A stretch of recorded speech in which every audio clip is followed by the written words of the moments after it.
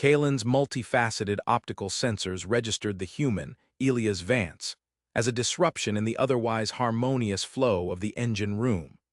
To a Xylosian, whose consciousness was rooted in the perfect, logical lattice of their crystalline biology, harmony was paramount. The ship, the Stellar Wanderer, was a symphony of interconnected systems, each operating within prescribed parameters. The Gralnach pilot, Jorv, was a predictable staccato rhythm on the bridge. The Lyran botanist was a gentle, melodic hum in the hydroponics bay. But Vance was a cacophony. He was all jagged edges and unpredictable tempo, a being of chaotic potential currently leaning against a diagnostic console, sipping a steaming beverage from a ceramic mug that bore the faded image of a Terran canine. The mug was a violation of at least 3 separate sanitation protocols. A minor energy fluctuation, a barely perceptible tremor in the ship's primary power conduit, caused Kaelen's internal structure to vibrate with a faint, discordant hum of anxiety. The automated diagnostics flashed alerts on the main screen, a cascade of amber warnings.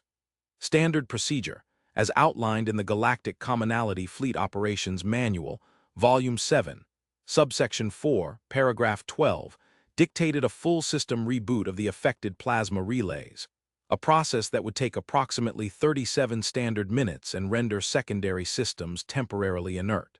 Before Kaelen could even vocalize the directive, Vance pushed himself off the console. He set his mug down with a soft click, the sound sharp and organic in the sterile hum of the machinery. He didn't consult the screen. He didn't run a diagnostic.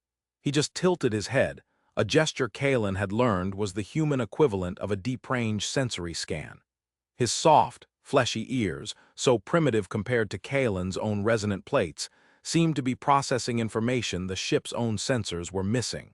"It's not the relays," Vance said, his voice a low rumble. "It's the tertiary regulator. The harmonic frequency is off by 0.002%. The diagnostic suite isn't sensitive enough to catch it until it cascades." He moved with a fluid efficiency that was both fascinating and deeply illogical.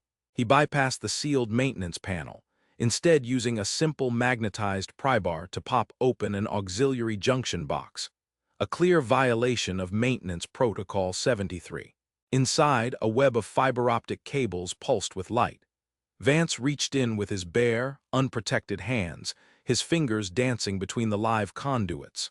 Kaelen's entire being resonated with alarm. The risk of electrostatic discharge, of system shorts, of personal injury was astronomical. Vance hummed a tuneless, ancient human melody as he worked. He retrieved a small, metallic shim from a pocket, a piece of uncatalogued, unauthorized equipment, and wedged it between 2 of the connections.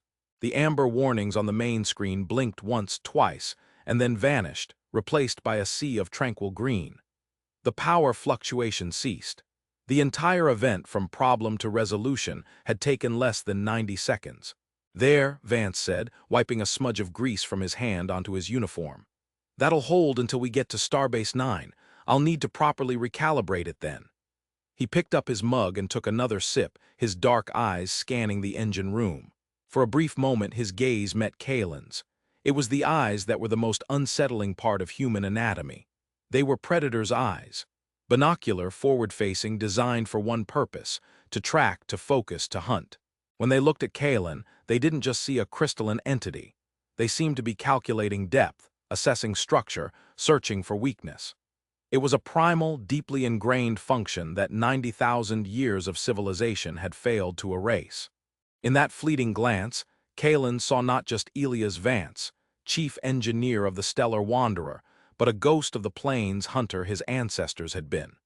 He was a creature of instinct wrapped in the veneer of a technician, and he had just saved them 35 minutes of downtime by breaking a dozen rules and relying on nothing more than a hunch, a feeling, a ghost in his machine. This was the human paradox, and Kaelen was beginning to understand that its depths were far more profound and terrifying than any textbook could convey. Later in the observation lounge, Kaelen relayed the incident to Jorv, the Gralnach pilot. Jorv was a massive being of rock-like plates and thick, sturdy limbs, his species having evolved on a high-gravity world. He processed information slowly, deliberately, but with unassailable finality. He sat unmoving, his heavy-lidded eyes fixed on the stardusted void outside the viewport. The human was effective, Jorv rumbled, his voice like stones grinding together. This is known. This is why they are hired. Effective, yes, Kaelen resonated, modulating its internal light to convey nuanced concern. But his methods were untraceable. There is no log of his decision-making process. He did not consult the schematics. He simply listened to the engine and felt the problem. If he were to be incapacitated, no one could replicate his solution. It is a chain of command with only one link. And a strong link, Jorv countered. The Lyran in hydroponics Phelan follows every protocol. When the nutrient mixers failed last cycle, she spent 3 rotations filing reports before requesting a maintenance drone. The entire crop of Cathar root nearly perished. Vance entered, bypassed the safety interlocks with a piece of wire, cleared the clog with a compressed air hose he repurposed from a life support pack, and had the system operational in 12 minutes. He then lectured Phelan for 30 minutes on the difference between a guideline and a suicide pact. The Lyran was terrified. The roots were saved. That is my point, Kaelen projected. His behavior incites fear. He is a catalyst for chaos. He treats the ship not as a complex machine to be maintained, but as a living creature to be tamed.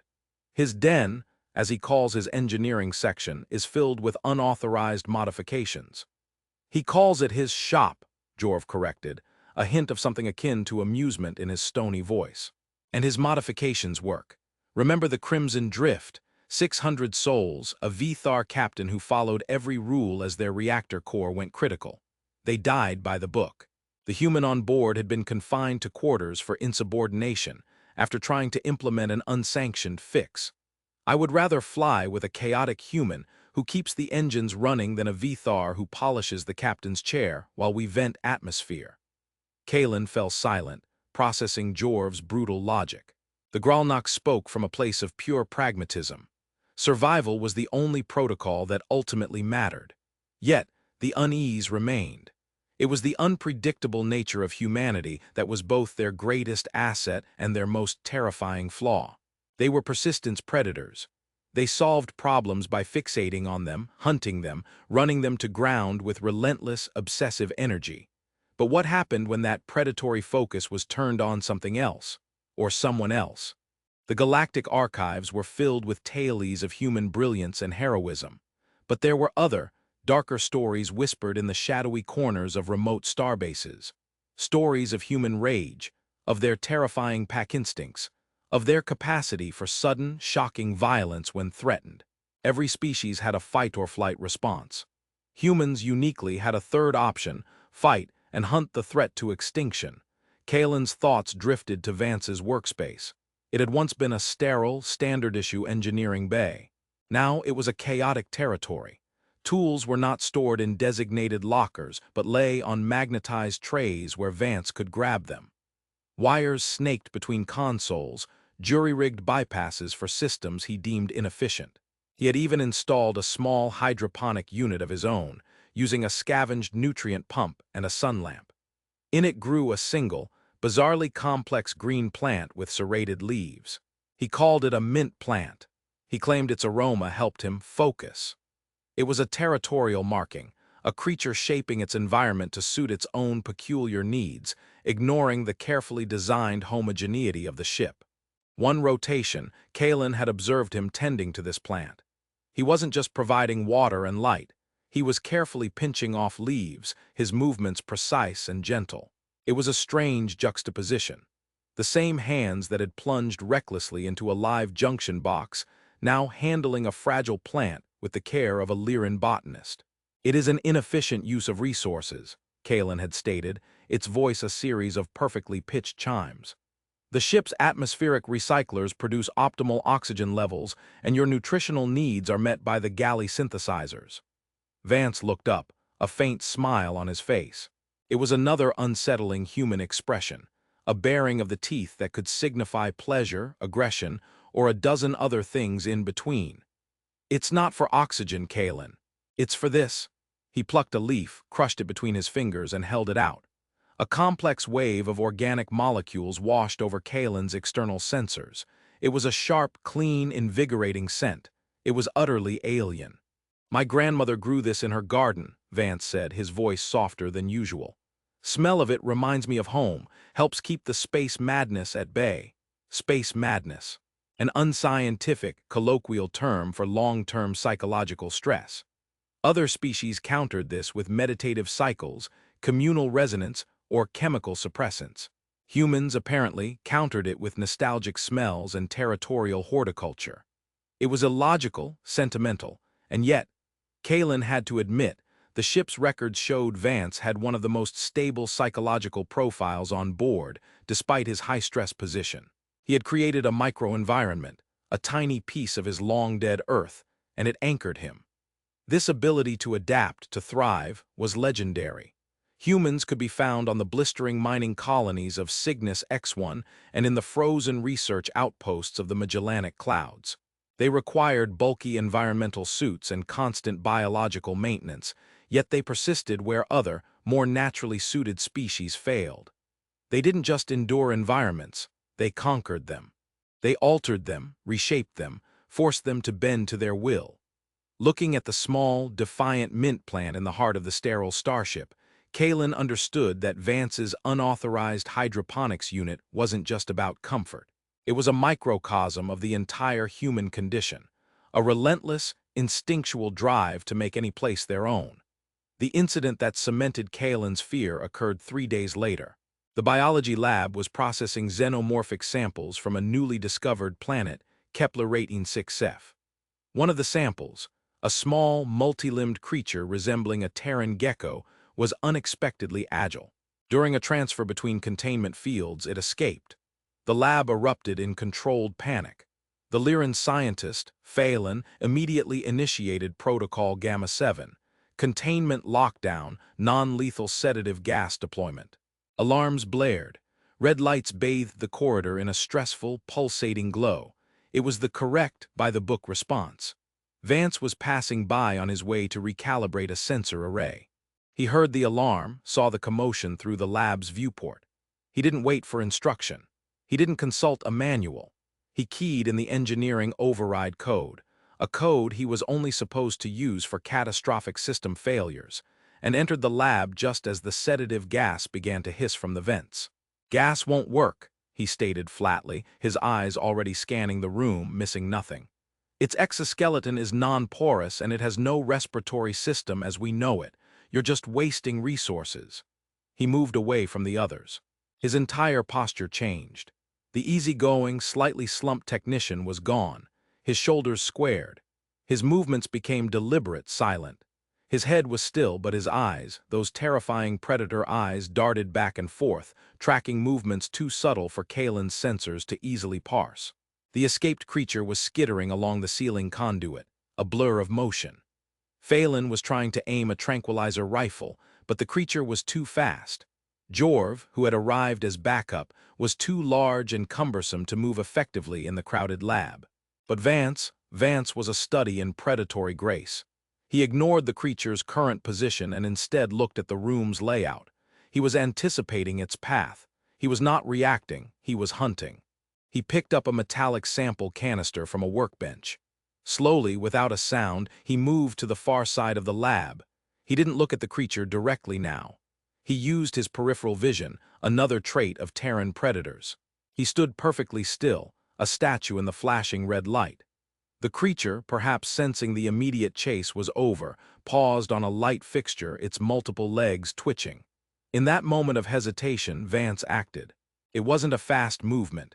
It was a sudden, explosive unfolding of stored energy. He didn't throw the canister at the creature. He threw it at the wall just behind it. The loud clang startled the specimen. It leaped not away from the sound, but sideways, exactly as Vance had predicted. He was already moving, his hand outstretched. He didn't snatch or grab. His fingers simply closed around the creature's midsection as it flew through the air, his timing perfect. He held the wriggling thing in his closed fist and walked calmly over to the breached containment unit, depositing it inside and sealing the lock. He then turned to the assembled, stunned crew. The predatory stillness was gone, replaced by the familiar, slightly exasperated engineer. "Next time," he said, his voice even. "Read the atmospheric analysis before you open the box. Now, if you'll excuse me, I have a sensor array to align." He walked out of the lab, leaving a profound and chilling silence in his wake. Kaelen watched him go, its internal structure humming with a resonance it could only identify as pure dread. He hadn't just captured a creature. He had outthought it, outmaneuvered it, and trapped it with an effortless, instinctual brilliance that no protocol could ever teach. He had shown them all what a human was when it stopped being a technician and started being a hunter. And Kaelen could not shake the terrifying question. What would it be like to be the thing he was hunting? The universe, it seemed, was not inclined to leave that question purely hypothetical. A week later, 150 light-years from the nearest starbase, the stellar wanderer flew into a trap that had been waiting for millennia. It wasn't a minefield or an enemy ship. It was a region of space where the laws of physics had grown tired. The ship shuddered, a deep, grinding groan of tortured metal. Every alarm on every system screamed at once. The lights flickered and died, plunging the vessel into a terrifying darkness broken only by the crimson glow of emergency alerts. The symphony of the ship had become a death metal dirge. Kaelen was thrown against a bulkhead, its crystalline form chipping slightly on impact. On the bridge, Jorv fought the controls, his massive strength the only thing keeping the ship from tearing itself apart. The viewscreen showed not stars, but a swirling, kaleidoscopic chaos of impossible colors. They had hit what the old star charts called a null current, a gravitational and dimensional shear of unknown origin. "Report," Captain Arthar's voice boomed over the comm, sharp and brittle. The captain was a Vithar, a species renowned for their discipline and unwavering adherence to procedure. His entire world was built on the foundation of rules, and that foundation was currently disintegrating. "Main power is offline. FTL drive it's gone, Captain. The readings are nonsensical," the Vithar tactical officer cried out. "We are adrift." Kaelen rerouted its own internal energy to power a personal diagnostic unit. The results were worse than it could have imagined. The null current hadn't just damaged the ship, it had rewritten parts of it. Power conduits were fused, data streams were corrupted, and the primary reactor was fluctuating wildly, threatening to either go critical or die out completely. Standard emergency protocols were useless. They were designed for known failures, warp core breaches, plasma leaks, asteroid impacts. They had no procedure for a situation where spacetime itself was the enemy. "Engineering, Vance. What is your status?" the captain demanded, his voice tight with controlled fear. The comm crackled. There was a sound of groaning metal, a sharp curse, and then Vance's voice, strained but clear. "Status is we're royally screwed, Captain. The primary power bus is slag. I'm rerouting through the emergency conduits, but they weren't designed to handle this kind of load. Life support is stable for now, but I can't say for how long." "Give me a solution, engineer," Arthar commanded. "Consult Emergency Protocol 904 Alpha." A dry, humorless laugh came over the comm. "Captain, with all due respect, you can take Protocol 904 Alpha and file it in the nearest singularity. The book is useless here. We're in uncharted territory." Kaelen made its way from the bridge toward engineering, its movements slow and deliberate in the intermittent emergency lighting. The corridors were a disaster zone, with panels hanging loose and sparks showering from exposed wiring. The ship felt broken, wounded. Its harmonious song was gone, replaced by a painful, arrhythmic limp. When Kaelen entered engineering, it was stepping into organized chaos. Vance looked like a primal force of nature. His uniform was torn and stained with coolant fluid. A gash on his forehead bled sluggishly, the dark red a stark contrast to his pale skin. But his eyes were alive, burning with a ferocious intensity. He wasn't afraid. He was energized. He was a predator presented with the ultimate challenge. He was not alone. Two other junior engineers, a Sularian and a fellow Zalosian, were trying to follow his orders, their movements clumsy with fear. Vance wasn't explaining his reasoning. He was simply giving commands, pointing, shouting, physically moving them into position. No, don't try to reinitialize the plasma injector. It's fried. Strip the magnetic bottling coils from it. We can use them to reinforce the containment field on the secondary reactor," he barked at the Sularian. He turned to the Zalosian. Forget diagnostics, get me a physical readout. I need to know the structural integrity of the aft bulkhead. Use the laser calipers, not the damn sensors. He saw Kaelen. Chief, good, I need you. Your species can process fractal equations faster than the ship's computer, right? That is a generalization, but in essence, yes, Kaelen responded, its internal logic struggling to keep up with the maelstrom of activity. Good, the energy field out there is chaotic, but it's not random. There's a pattern, a rhythmic pulse to it. I can feel it through the hull. I need you to map it. Forget the ship's sensors, they're lying to us. Use your own senses, find the pattern. It's our only way out. It was a completely insane request. He was asking Kaelen to disregard trillions of credits worth of advanced technology and rely on its own biological senses to analyze a galactic-scale anomaly. It was the antithesis of scientific method. It was instinct. It was guesswork. It was human.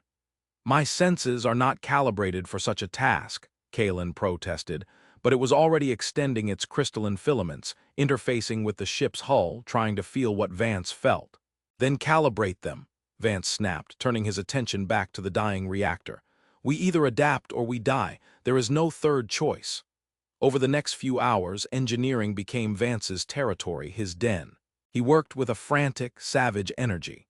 He cannibalized the ship's replicators for their power cells, tore apart the sonic showers for their acoustic resonators, and repurposed the observation lounge's polarization grid into a makeshift deflector shield. He was breaking the stellar wanderer apart to save it, and the crew, caught between the certainty of death by protocol and the slim chance of survival by chaos, began to follow him. His certainty, his raw confidence was infectious. He was becoming the alpha of a terrified, multi-species pack. Kaelen, meanwhile, did as instructed. It filtered out the noise of the damaged ship, the panicked communications, and focused on the deep, strange vibrations coming from the null current. And Vance had been right. It was not random.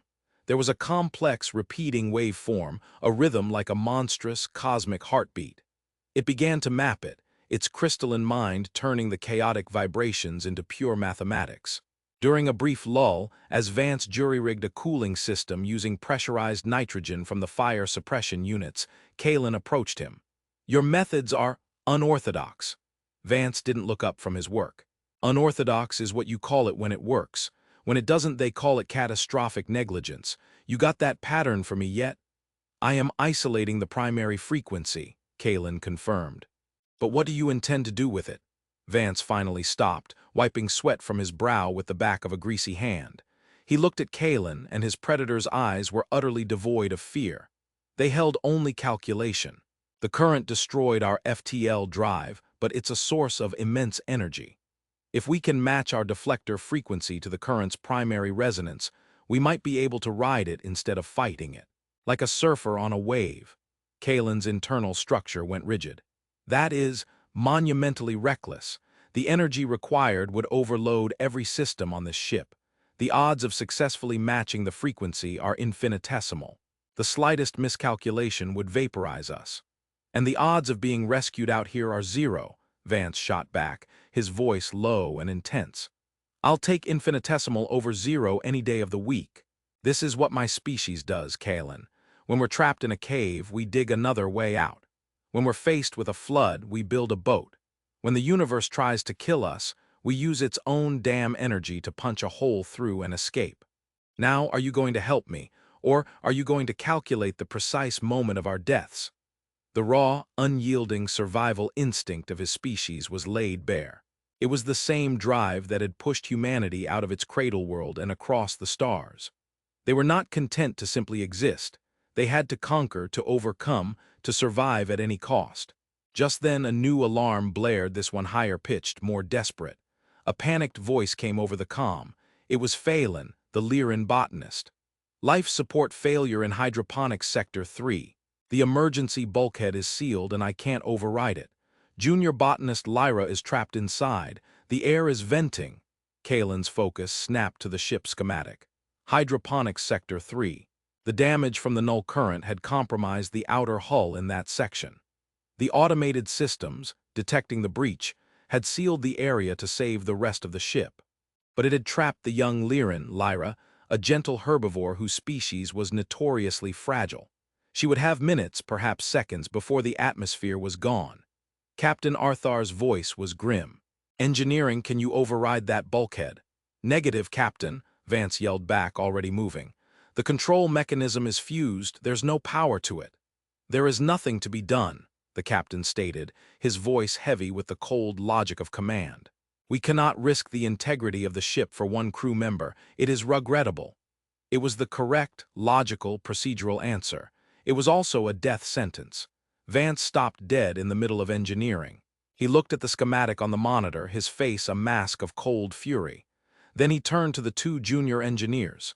"Keep this reactor stable," he commanded, his voice deadly quiet. "Don't let it blow. I'll be back." "Where are you going?" the Solarian engineer stammered. "The captain's orders. The captain can't save her," Vance snarled. "I can." He grabbed a portable plasma cutter and a canister of emergency sealant. Before Kaelen could process his intent, he was gone, running down the corridor with a speed and purpose that was terrifying to behold. He was no longer an engineer. He was a protector, a member of the pack responding to a threat against one of its own. He had designated the entire crew as his pack, and the universe was about to find out what happened when a human decided one of his own was in danger. Kaelen followed, compelled by a horrified fascination. It had seen the hunter. It had seen the tinkerer. Now it was about to see the rescuer, and it suspected it would be the most terrifying of all. The journey to hydroponics was a nightmare of failing gravity plates and explosive electrical discharges. Vance moved through it like a ghost, his body low to the ground, using the chaos as cover. He wasn't running blindly. He was navigating a battlefield. When they reached the sealed bulkhead, Kaelen could hear the faint, desperate scratching sounds of the trapped Lyran from the other side. The air pressure indicator was in the red, nearing absolute zero. "The plasma cutter will take too long," Kaelen stated, its chimes laced with static. "She will have expired by the time you breach the door." Vance ignored it. He was looking at the door's control mechanism, a melted heap of slag. But next to it was the manual release valve, a large, thick wheel designed for high-gravity species, frozen solid by the extreme cold of the depressurization. "The gears are frozen," Vance muttered, more to himself than to Kaelen. He tried to turn it, his muscles straining, veins standing out on his neck. It didn't budge. He let out a roar of frustration, a purely animal sound, and kicked the bulkhead. For a moment, Kaelen thought he was succumbing to rage, the fatal human flaw. But it wasn't mindless anger. It was focused. His eyes scanned the corridor, hunting for a tool and answer. They fell upon a heavy support strut, damaged and hanging loose from the ceiling. His eyes lit up with that familiar, terrifying spark of insane ingenuity. "I need leverage," he grunted. He leaped, grabbed the strut, and with a grunt of immense effort, tore it from its mountings. It was a heavy piece of durasteel, easily weighing over 200 kilograms. He wedged one end of the strut into the spokes of the frozen wheel. "Kaelen, your body. Brace the other end against that support column. Now." Kaelen obeyed without question, its logical mind silenced by the sheer force of Vance's will. It positioned its dense crystalline body, providing a fulcrum. Vance put his entire weight onto the strut, his feet sliding on the deck plating. The metal groaned. The gears inside the door screamed in protest.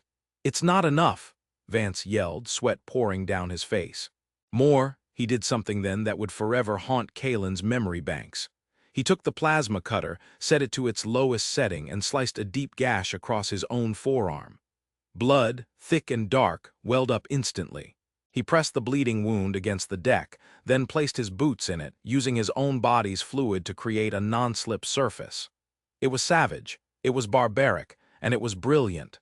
With the new purchase, he pushed again. There was a sound like a gunshot as the frozen gears shattered. The wheel turned, slowly at first, then faster. With a final, agonizing groan, the bulkhead door slid open a few centimeters.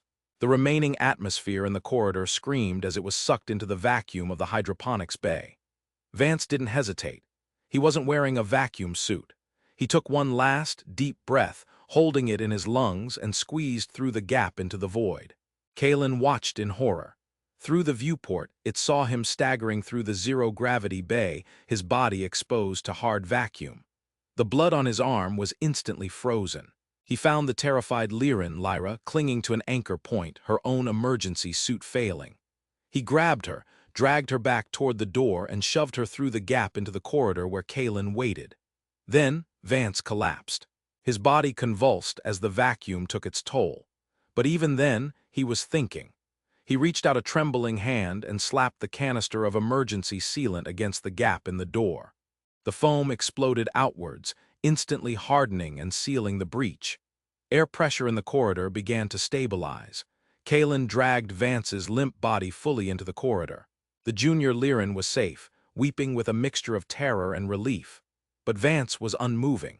His skin had a bluish tint and frost was forming on his eyebrows. He had sacrificed himself, willingly, for a member of another species who, by all logical metrics of command, should have been abandoned. It wasn't logical. It wasn't procedural. It was a deeply ingrained, almost pathologically protective instinct. You don't leave one of your own behind. In the medbay, under the care of the ship's automated medical drone, Vance slowly stabilized. Kaelen stood vigil, observing the human's fragile biology. His body was a roadmap of damage, but it was already fighting back, knitting itself together with a stubborn resilience. When he finally regained consciousness, his first words were not of pain or fear. "Is the kid okay?" he rasped, his voice hoarse. "Junior botanist Lyra is unharmed thanks to your intervention," Kaelen resonated softly. Vance gave a weak grin. "Good, that's good." He tried to sit up, wincing. "How's the ship?" "Crippled but stable. Your engineers have maintained the reactor, but we are still trapped." "No," Vance said, his eyes regaining their focus. "We're not trapped, we just haven't left yet. Did you map that frequency?" Kaelen paused.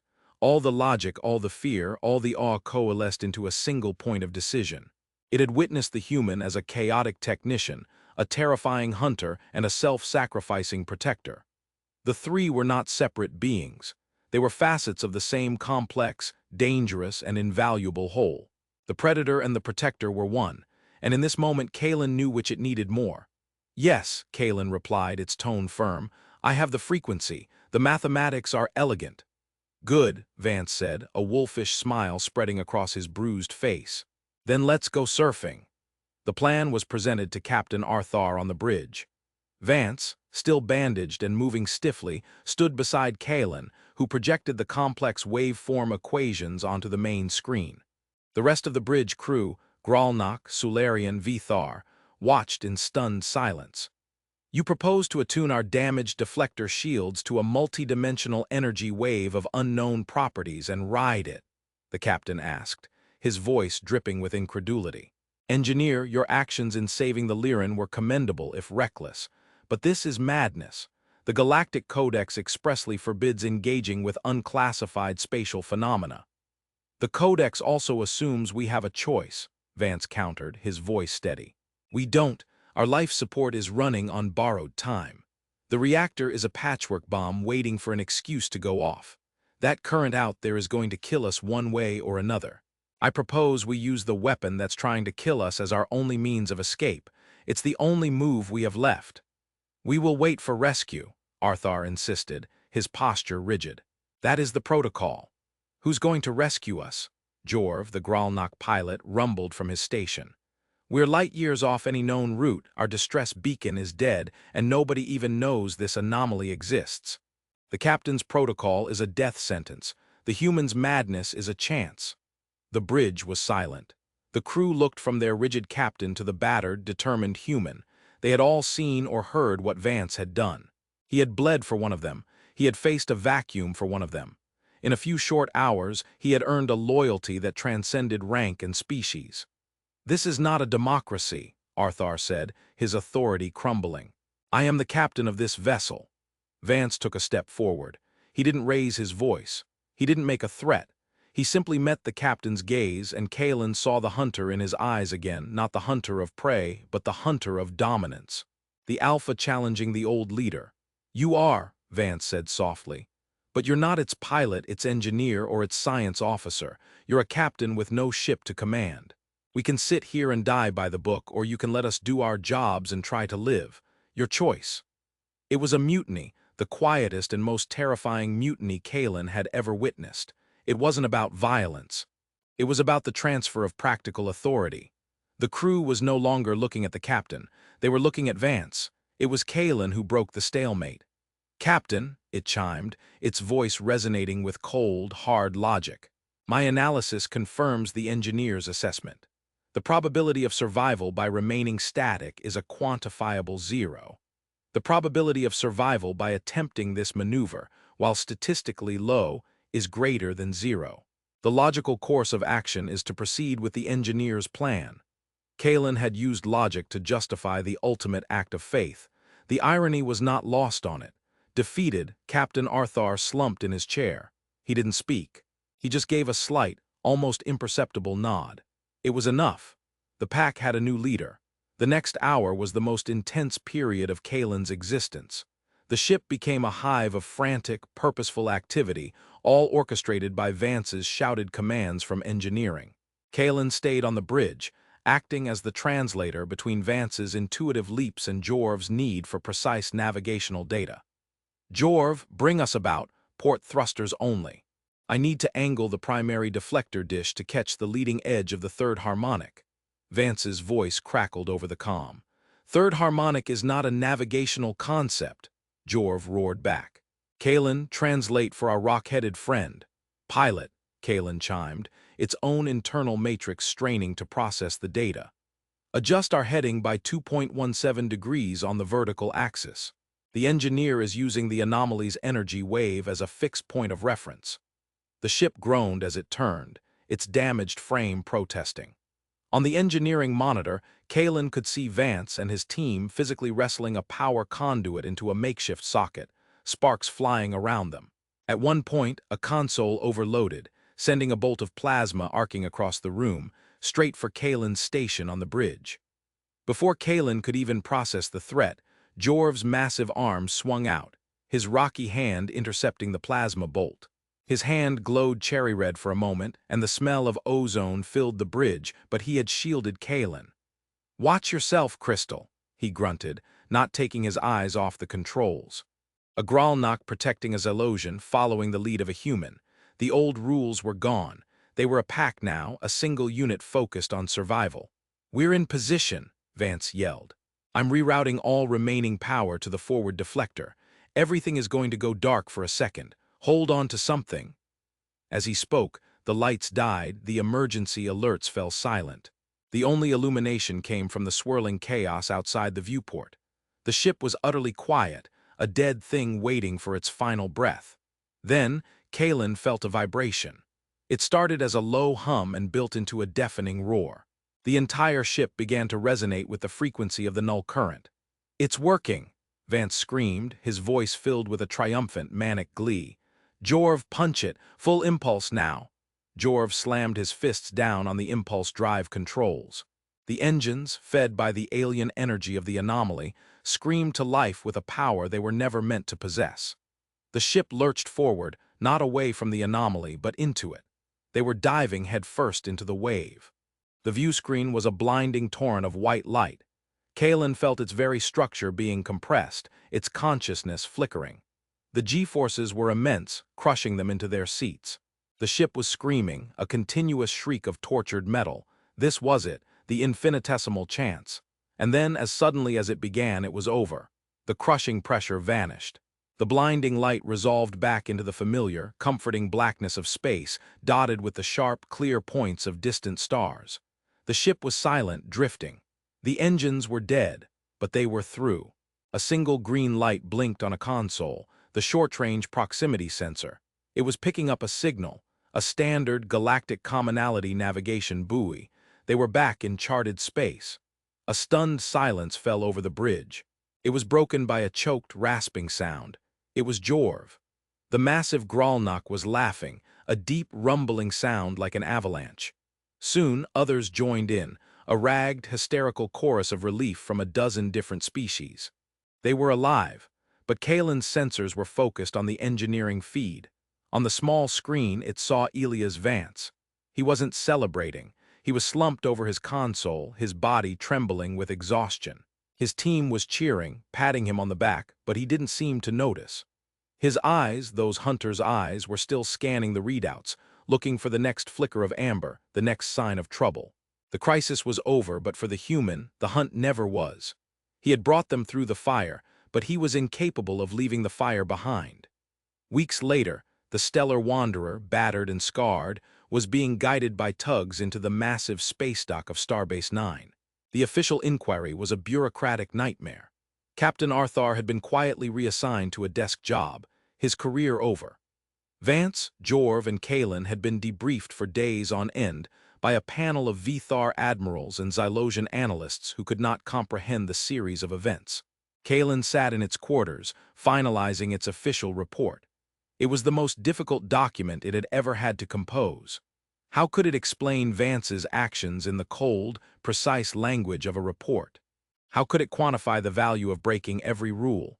Subject: Elias Vance, human, chief engineer. Performance analysis. Subject repeatedly and willfully violated established protocols. Subject instigated and executed unauthorized, high-risk modifications to critical ship systems. Subject subverted the command structure and incited what can be technically defined as a mutiny.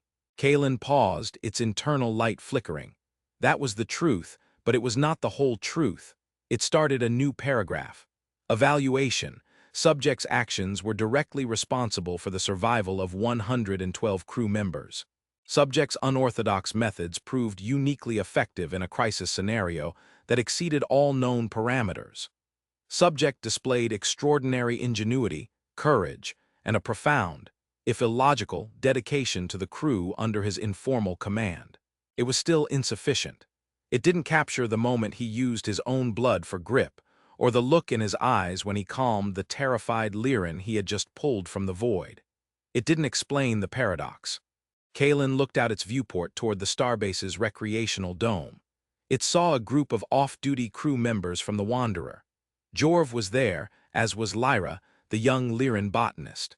And in the middle of them, laughing, sharing a synthesized meal, was Elias Vance. He was telling a story, gesticulating with his hands. He was no longer the savage predator of the engine room or the grim commander of the bridge. He was just a man, pack-bonding with his crewmates, his guard finally down. He was the killer and the savior, the monster and the guardian, all wrapped in one fragile organic form. Kaelen turned back to its report. It deleted everything it had written. It started again, this time addressing the core of the issue, writing not for the bureaucrats, but for the future captains and admirals who would have to grapple with this same problem. Humanity presents the galactic commonality with a fundamental paradox. We hire them for their adaptability, their creativity, their ability to solve the unsolvable. We value them because they do not think like us. Yet we fear them for precisely the same reason. Their problem-solving is rooted in a predatory instinct that is both brilliant and terrifying. Their loyalty is a form of pack bonding that is absolute, but can lead them to defy all logical command structures to protect their own. The actions of Chief Engineer Elias Vance saved the Stellar Wanderer. He did so by ceasing to be an engineer and becoming what his species was evolved to be, a relentless persistence hunter, with our extinction as his prey. We survived because a human refused to let us die.